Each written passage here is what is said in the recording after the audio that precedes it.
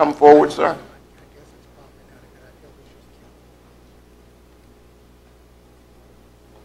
Thank you, sir. Mr. Chairman, members of the board, my name is George Atwell.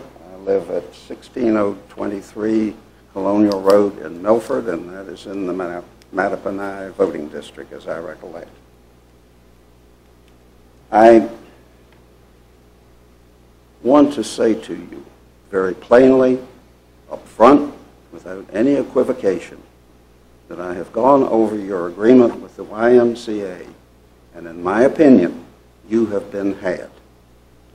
The whole thing, as I have seen it and read it, is geared to the benefit of the Rappahannock YMCA and with little benefit going to the citizens of Caroline County.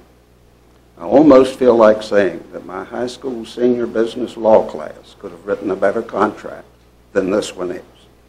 I would be happy to sit down with anybody, go over it line by line, point out where I think the deficiencies are and where you have been had.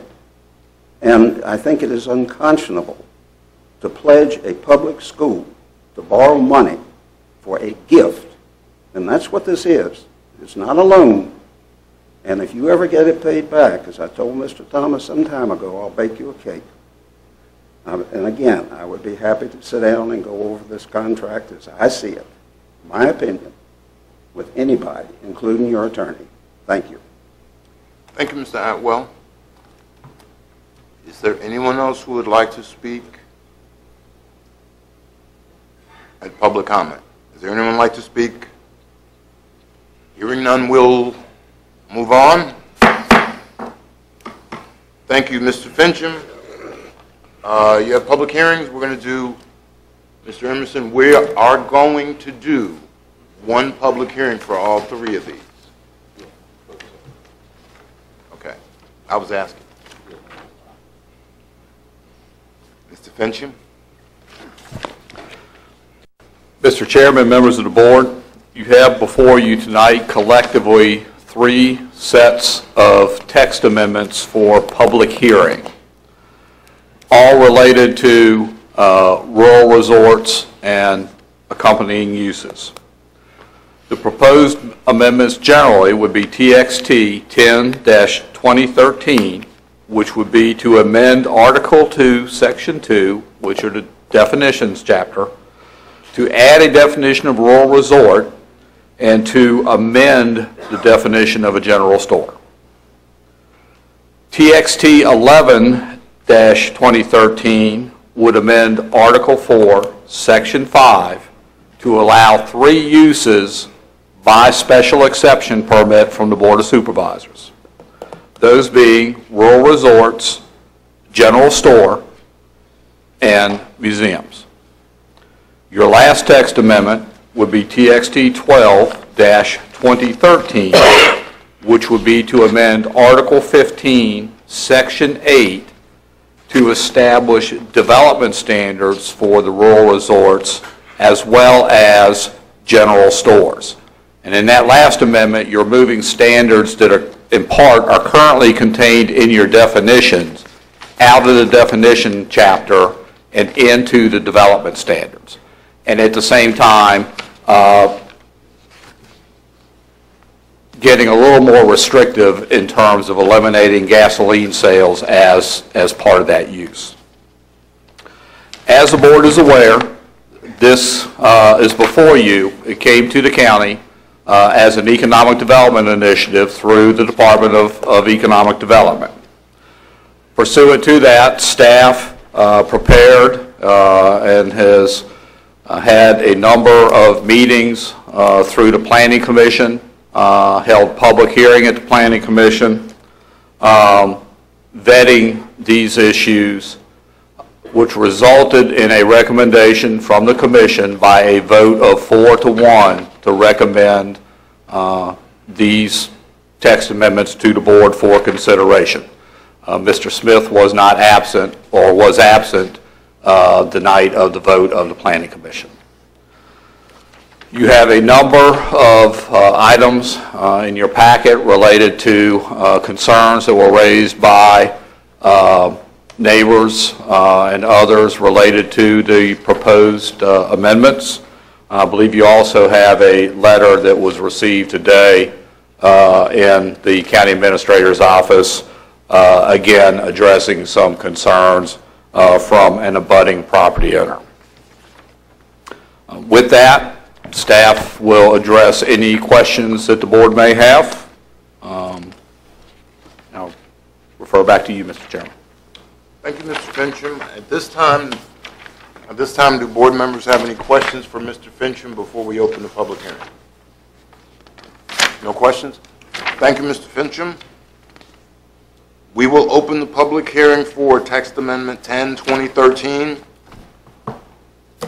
Text Amendment 11, 2013, and Text Amendment 12, 2013, all related to rural resorts.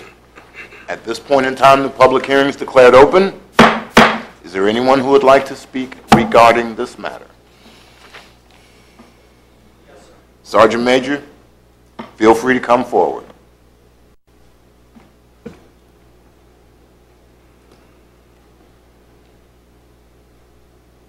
Hi, how are you? Oh, I feel like I'm back at an Army, a promotion board. Oh, I have some prepared comments I would like to make, if that is okay with the board. Yes, sir. Okay, wonderful. I am the Garrison Command Sergeant Major for Fort A.P. Hill, and I sincerely appreciate the opportunity to speak here and share with you our concerns about the proposed rural resort text amendments.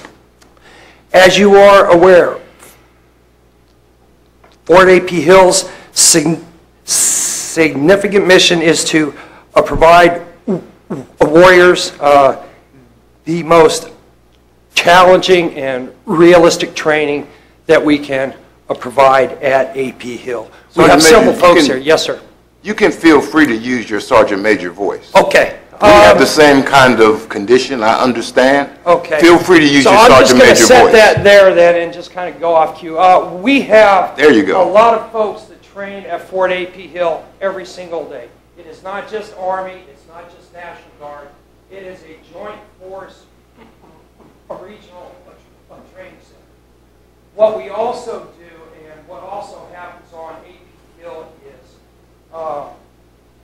you would be amazed at how much R&D work is done at A.P. Hill on both optics and lasers. Has been since 1970. Often what's done is they take and they do the R&D at A.P. Hill, and then what they do is they take what is made and they transfer that to other posts when it's at like a 95% success rate. We also do counter explosives,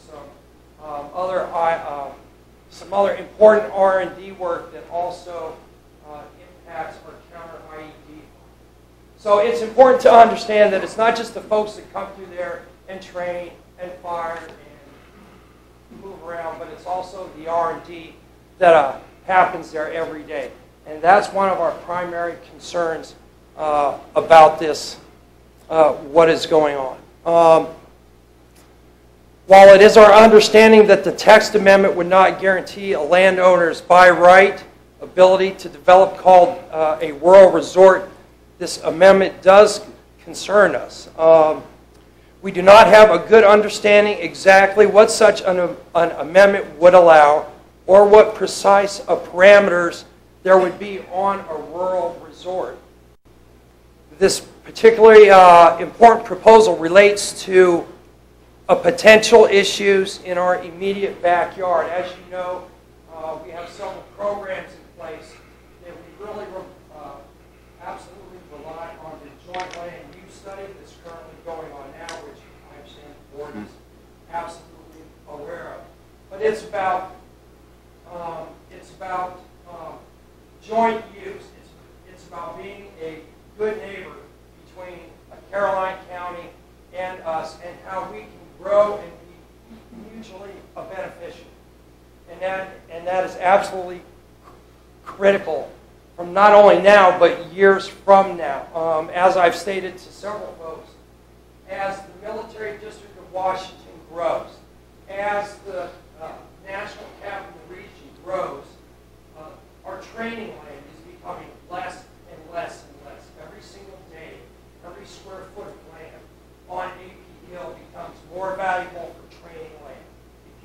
if you go to Fort Belvoir now, you almost cannot shoot a 9mm pistol on that fort because they turned it into a DOD park. There was nothing but offices and schools and buildings where you used to be able to train. When you can't it, everybody's got to come to aid. So this training land is really carved out, and it becomes more valuable every single day as training land. The increased traffic, the possibility of heavy equipment, and the lighting would interfere with night optics training. And we may also have some potential security issues with somebody moving that close to the fort. As you all know, we have a very porous fort. There's no way we're going to purchase a huge fence to go around Acre Hill. It would cost us several $million dollars. We simply don't have it. And there's no use putting up a fence unless I can watch it. I'm just wasting my time. Folks are going to take it down and move it into their backyard. But we have very porous area there. And those folks on the outside that are that could potentially be right next to our fort, they have absolutely no idea where we're training, where we are doing aviation operations, where we are doing maneuvers. And though we absolutely stay within our boundaries, that's not to say that somebody cannot inadvertently come in. So it's just something to be aware of.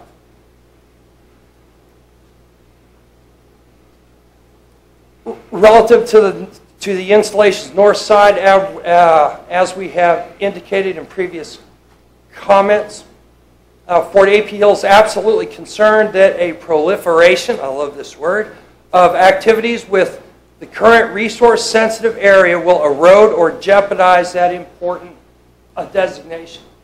Because that's what that whole area is. I mean, all around the border.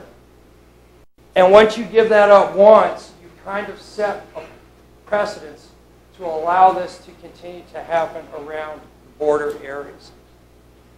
The installation absolutely has a vested interest in preserving the current zoning along the corridor.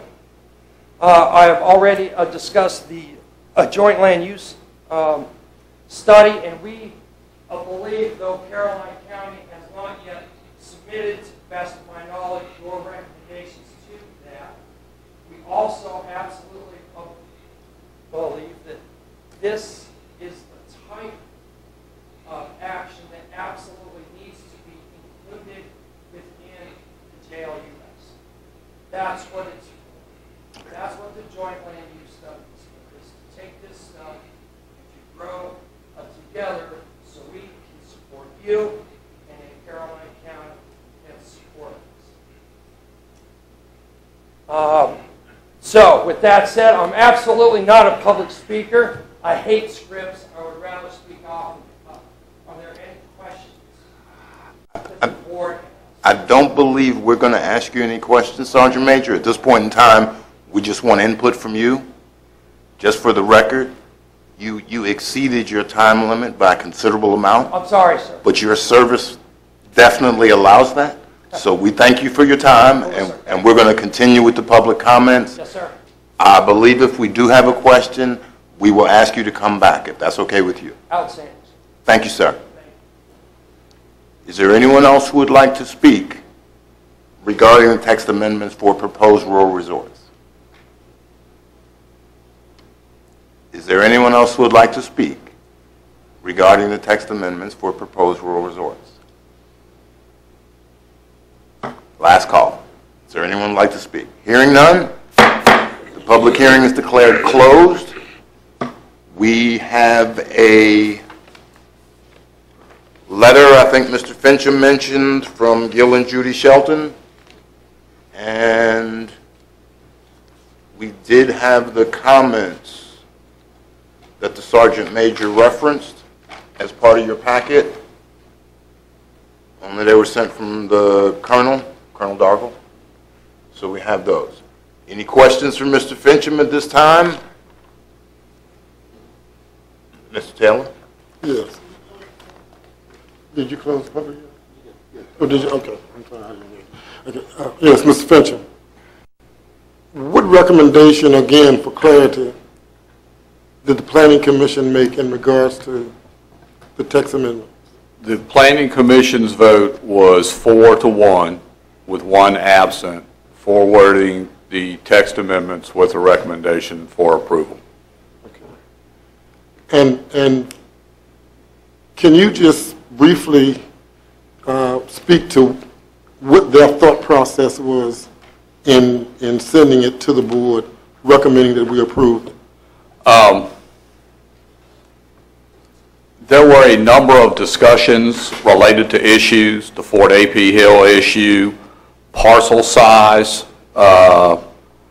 whether it should be increased, whether it should be decreased, uses, recreational uses, open space requirements, design standard requirements. So there were a number of issues that were discussed, and certainly two of the Planning Commission representatives are here tonight, and you know, if you desire, I think they could express their thoughts as to the decision-making process. I actually like it when Planning Commission members are here, so I don't have to speak for them and be misquoted. But there were a number of issues. I think in the end, you know, certainly one member felt strongly that there were still too many unanswered questions related to this, the text amendments, and did not feel that it was appropriate to recommend approval of the amendments. I think there were some concerns about the proximity to A.P. Hill. I think there were some concerns about perhaps activities, shall we say, poisoning the atmosphere and mixing the special exception application itself with the text amendments. But again, two of the planning commissioners are here if you would like to ask them directly as to their thought process. Okay. But I guess what I was trying to get at is, with all of that you said, they still recommended approval. A majority did forward the recommendation for approval, yes, sir. Okay. But I didn't hear you give what their thought process was for approval. You talked about a lot of I think the vote, Mr. Taylor, reflects that, generally speaking, the majority felt that the amendments as crafted were worthy of forwarding the text amendment themselves to the board for consideration in the ordinance. Okay. And okay. Well, okay. Let me ask you this then. We are talking about a text amendment that would allow a rural resort in an area that's zoned for rural preservation. Is that right? it would be strictly limited to the RP district. Okay. Yes, sir. Right. How much, and I don't expect you to give me an exact number, but how much rural preservation property in the county that's not even close to A.P. Hill?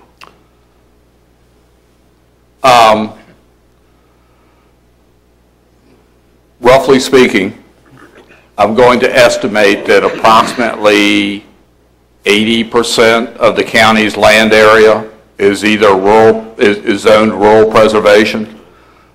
Approximately, rough estimate. Much of that area, if you took a 1 or 2 or 3 mile buffer out around Fort A.P. Hill, there would still be a significant amount of land zoned rural preservation in the county. Okay, so we're not just talking about, and that's what I was getting at, we're not just talking about the land that borders A.P. Hill. We're talking about any property within the county where the zoning is rural preservation. And with a minimum parcel size of at least 175 acres. Okay. Fort AP Hill is approximately 77,000 acres, 75,000? Yeah. Okay, okay. And okay, 75,000, 77,000. So I guess my point is, you know, they could certainly they have 77,000 acres that they can use for whatever they like. And since we seem to reference the silver company, we haven't referenced any other group or any other company that wants to do this. But certainly, they could be nowhere near this property. I mean, they have 77,000 acres that they could do whatever they like. So they could, you know, be far away from them as well. And that's just my observation. Okay, that's all I have for right now. Any other questions for Mr. Fincham at this time, Mr. Blight? And I had talked about this before. I really do think the concept of a rural resort is a great idea. I really do. I'm just a little concerned with some of the stuff that's in here. And this may be a strange question, but the first line, an establishment consisting of a detached structure or structures in which lodging units are often are offered to transients as compensation as the principal use. Am I talking of, first of all, is there a limit on how long transients can stay? Have we limited that? No, sir, there is no specific limit either in this ordinance or other transient types of housing, i.e. motels, bed and breakfasts, related to the maximum nights that one could stay. That's certainly something the board could consider. I would suggest that's Yeah, you go for it. an enforcement issue, a huge enforcement issue to track that. Yeah, that would put us a huge burden on us as the Board of Supervisors to try to be the police and policing this whole thing, correct? Yes, sir. Okay. The second thing I have, and dealing with that same sentence, compensation as principal use. Is that two ways in the sense that I have a lot of money and I want to woo my business partners, so I'm going to bring them there to try to do business with them, so that's one way of kind of compensation, so I can use it to them as kind of as a gift or so forth.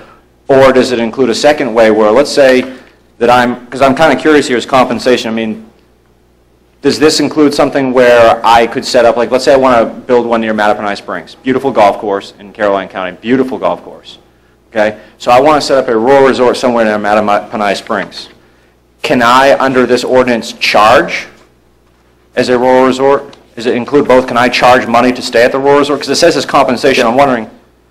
I don't think there's any restriction. The idea is that you could obviously charge for the room, just like a hotel or a motel. So that's what I'm saying. So I guess the next question leading to that would be, how is this different than, is it any different than, you know, what you just mentioned, a hotel, motel?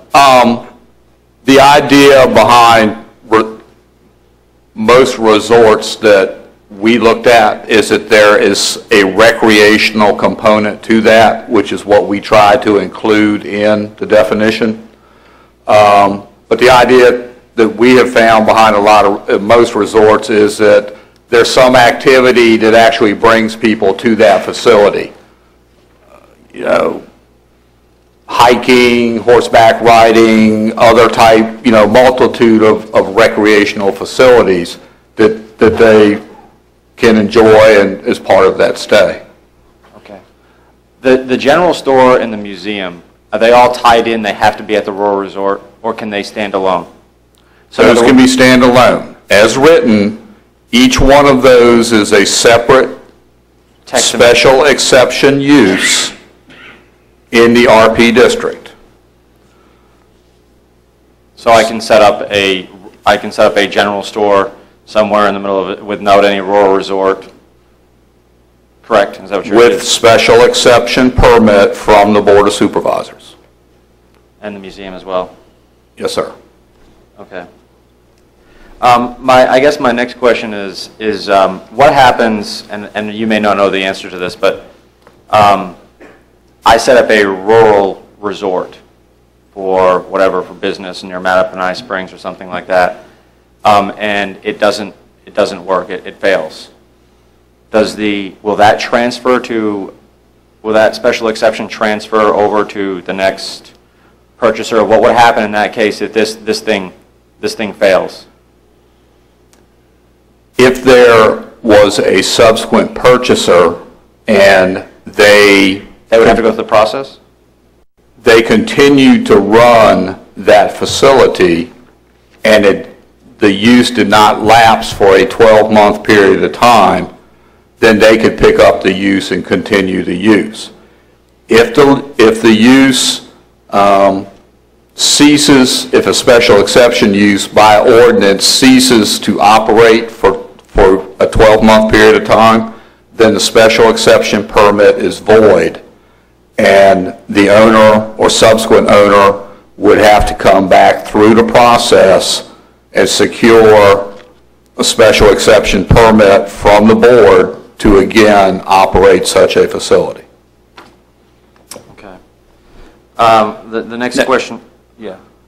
One way to address your concern related to economic viability might be to require or include as a standard a requirement for an economic impact analysis as part of your review process.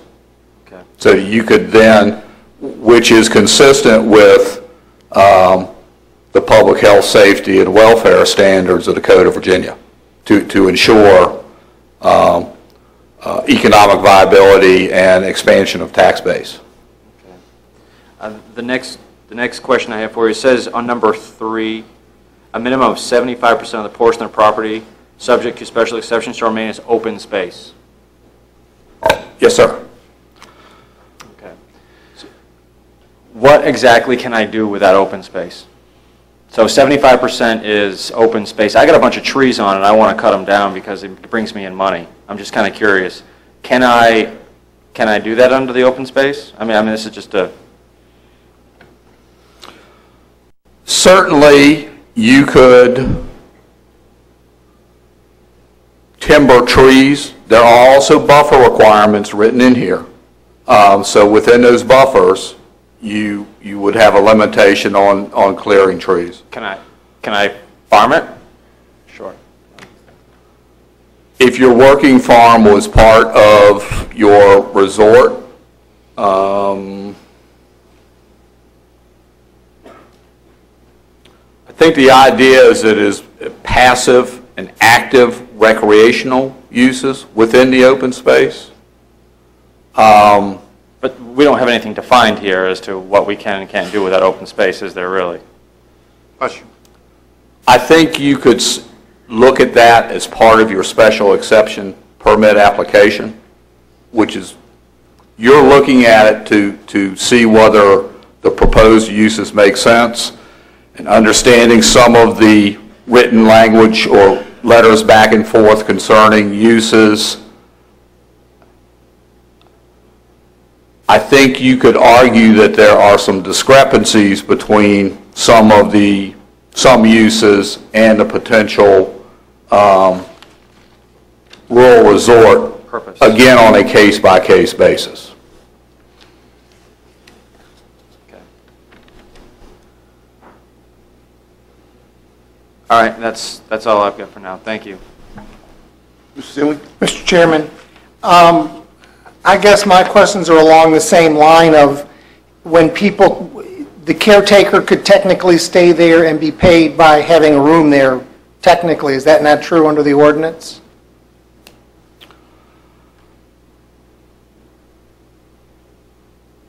There are separate provisions for caretaker residents. Except that we say that they can be compensated and stay for there's no specified period of time. And let me digress a little bit. We had a business that wanted to open up a house and have rooms to stay in some time ago, and we debated that. And one of the sticking points we had was we couldn't really police the facility, who was staying there on a regular basis, and we couldn't, there was no good way to limit their time because it was going to be incumbent upon us to actually go there and check it all the time. And we decided that it was really county resource prohibitive for what we were going to do. Yes, sir. I recall that. Is that pretty much the line of thought that was with that particular special exception? If it's the one in the old Indiana Floors property? Yes. I recall that was a concern of the board, yes, sir. And I guess the other I have is that the other, again, additional uses.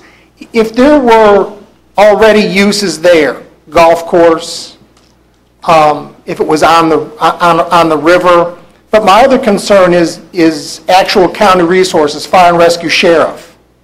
The more rural these are, the longer and the more resources that we're going to have to actually expend in actually, if there are issues there, whatever they are, medical, whether they need the sheriff's office for an event. We don't really designate. We have some secondary growth areas that could be considered rural resort type of places. Did we keep all the secondary growth areas, Mr. Fincham? I'm sorry, would you repeat your question? Did we, in the last comprehensive plan, keep the secondary growth areas around the county? Yes, we still have secondary growth areas. Port Royal is one. Skinker's Neck, Haymount, Dawn, Bowling Green, Carmel Church, and Ladysmith. And Milford?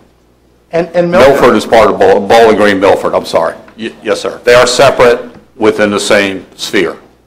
I mean, those kinds of places made a lot more sense to me in terms of, but we didn't limit anything. We have said any rural preservation area. So I guess I'm looking at it from that perspective. There is no limitation in this. There is a limitation in parcel size, which reduces Correct. the number of potential sites that might qualify for this designation. But it's still about 500. Well, it's 175. No, but I'm talking about the number of parcels that are 175 and bigger. I had the exact number. It's a couple of hundred. 288. Okay. Those are my questions, Mr. Chairman. Can I go back to Mr. Black's question? Agriculture on the same 175 acres would not be a permitted use by definition.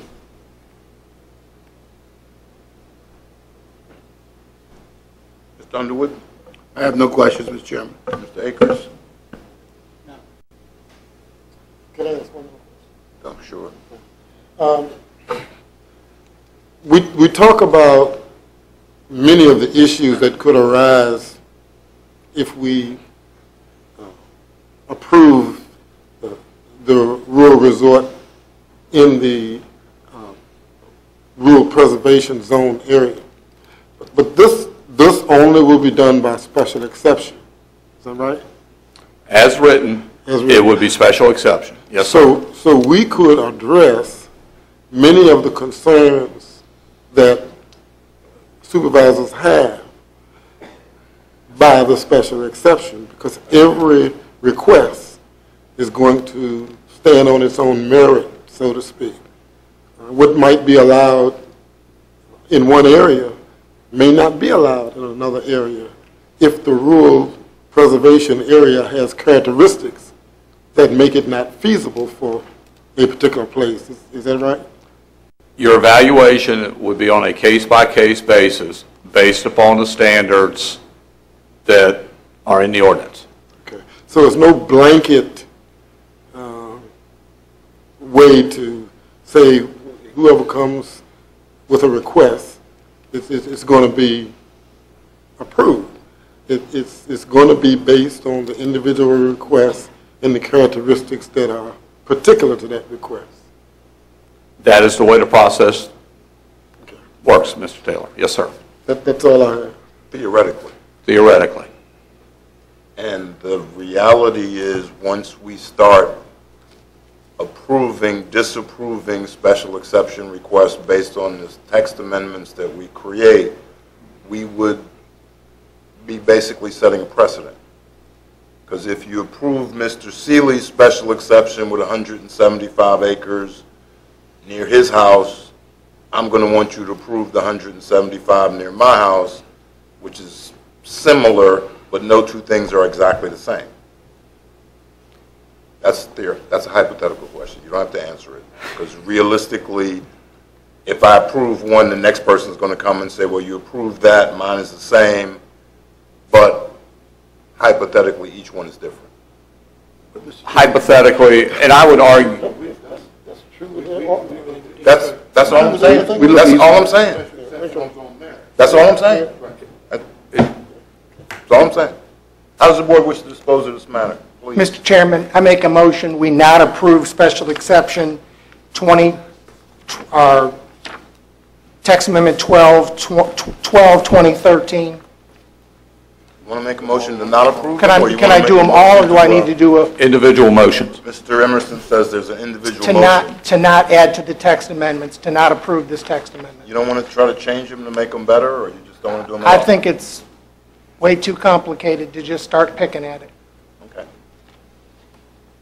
Is there a second to the motion? I'll second it. Discussion. All in favor say aye. Aye. All opposed, nay. Nay. Vote is 3-2. Motion passes. Mr. Chairman, I make a motion to not amend the ordinance with text amendment 11, 2013. Is there a second? Second. Discussion. All in favor say aye. Aye. Those opposed, nay. Nay. Motion passes 3-2. Mr. Chairman, I make a motion to not not approve a text amendment 10-2013. Motion made by Mr. Seeley, seconded by Mr. Black. Discussion. All in favor say aye. Aye. All opposed, nay. Nay. Motion carries 3-2. That takes care of the text amendments. Take about a 5-minute break, and then we will take agenda item number 5, discussion of the YMCA project.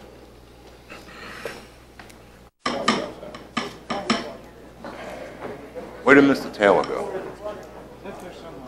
I don't want to kill a federal. That's not mine. That was not mine. Mr. Broadus, would you ask Mr. Taylor to please come in? Ross, you don't work here?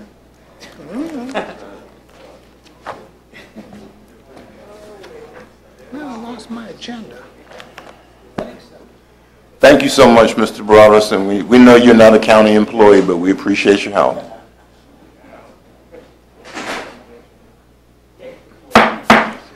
Okay, we will continue with the September 10th meeting of the Board of Supervisors.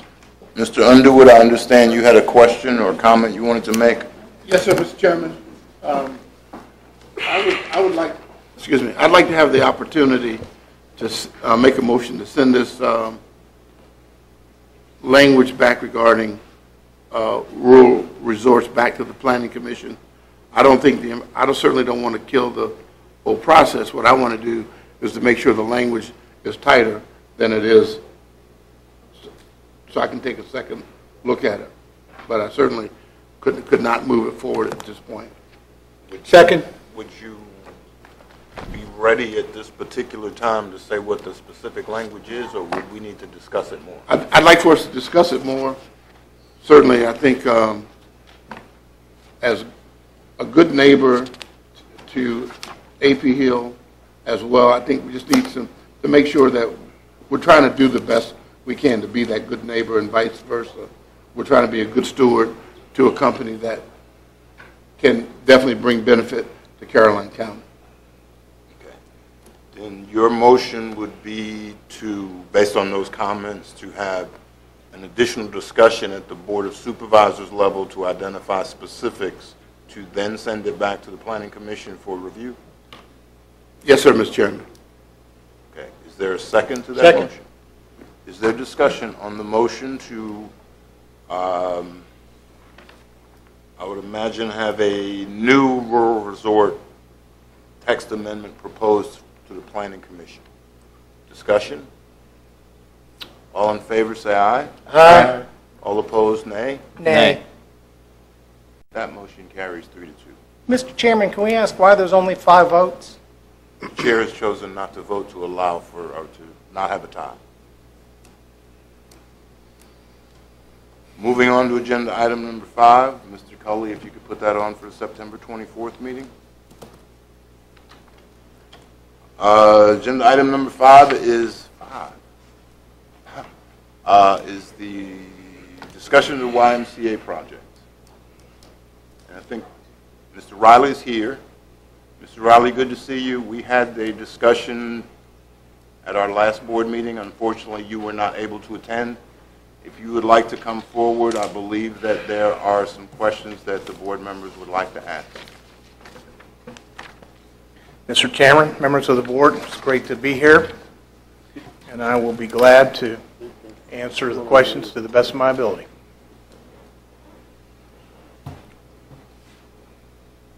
All right, Mr. Black, did you want to start, or you want to start at this end? Mr. Riley, I'm new to this board, I guess, the new district. So when this was, when I was running for office, I was sitting in the audience and watching this take place. And so I guess I wasn't privy to some of the information, you know, beforehand, or I didn't understand what was going on. Can you tell me a little bit about just kind of a little background? What was the decision to come down to Caroline? How did that happen? Who approached you?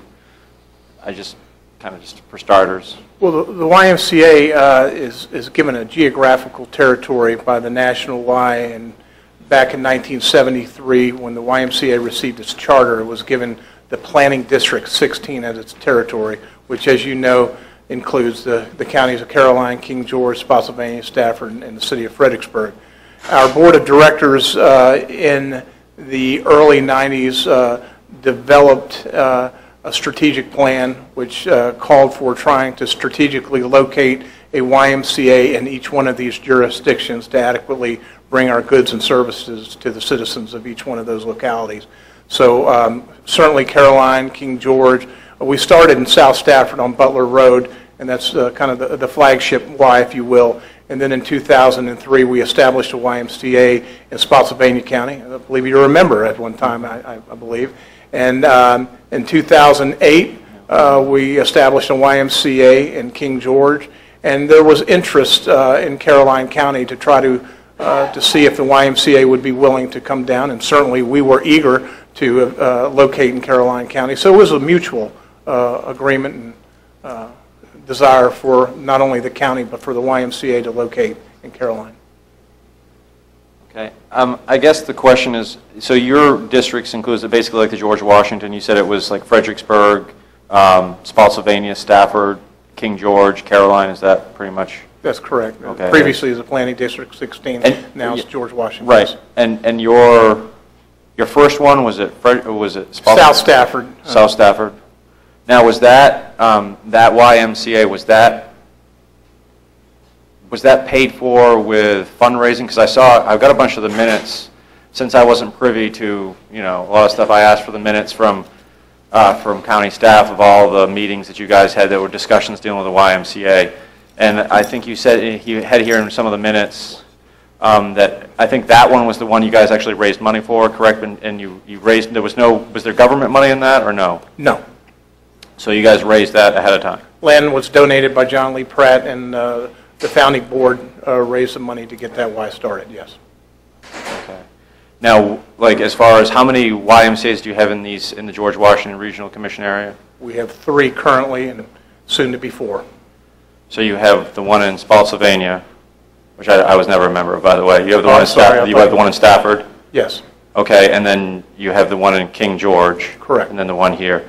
Of those YMCA's, I know King George, they gave you guys, or they granted you guys $4-point-something million, correct? $4.5 million and 20 acres. And how much did that YMCA end up costing you? That Y ended up costing right at $6 million. So you financed the other 1.2, 1.3, whatever it is, $1 million.